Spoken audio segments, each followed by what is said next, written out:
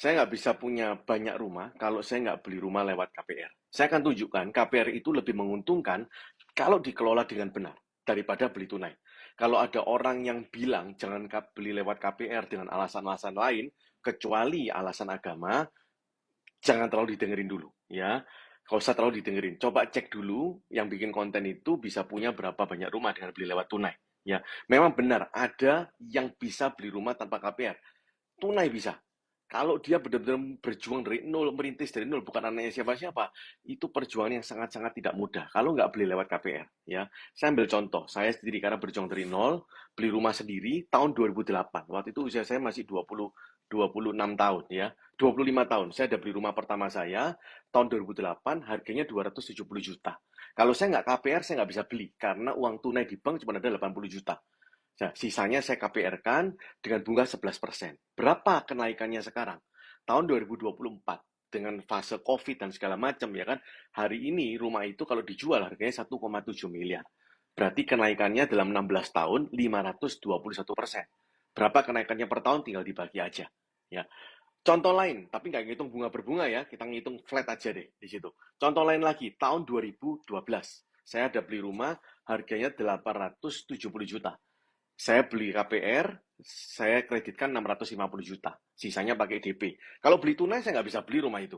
Ya, saya KPR-kan, lalu kemudian saya sewa-sewakan rumahnya. Ya, sewa-sewakan, eh, lumayan uang sewanya, waktu itu bisa 5-6% setahun. Ya, lalu kemudian saya cicil tahun 2014, 2 tahun setelah saya beli, rumah itu ditawar orang 1,5 M, tapi saya nggak jual.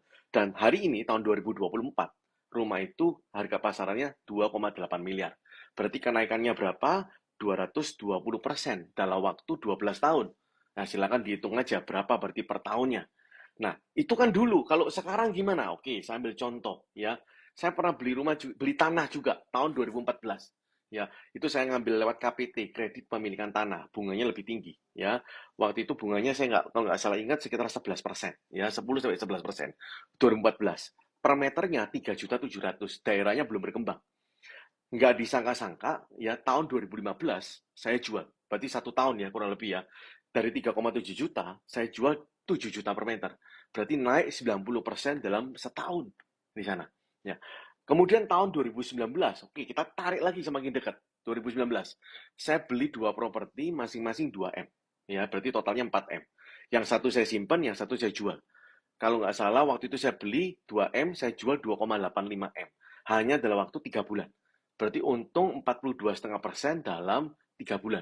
Oh, lumayan kan di situ. Berarti sekitar berapa persen? Ya, silakan dihitung. Satunya saya simpan dan kalau saya jual sekarang pasarannya sekitar 3,6 M. Berarti naik 80% dalam 5 tahun. Ya, berarti equal berapa? Setahunnya equal dengan 16%. Bunga KPR-nya cuman 6% itu setahun di sana. Lebih untung. Nah, saya ambil contoh lagi tahun 2022 akhir. Saya ada beli properti harganya 1,9 M ya. Lalu kemudian tahun 2024 berarti masih 1,5 tahun ya. Belum sampai 2 tahun. Properti itu ditawar orang 2,5 M. Baru aja ditawar orang 2,5 M. Saya nggak mau lepas. Berarti untung cuma 600 juta. Berarti cuma berapa? Dalam 1,5 tahun untungnya 31,5%. Berarti equal dengan 21% setahun. Suku bunganya saya ambil dari bank waktu itu cuma 4,5%. Masih untung.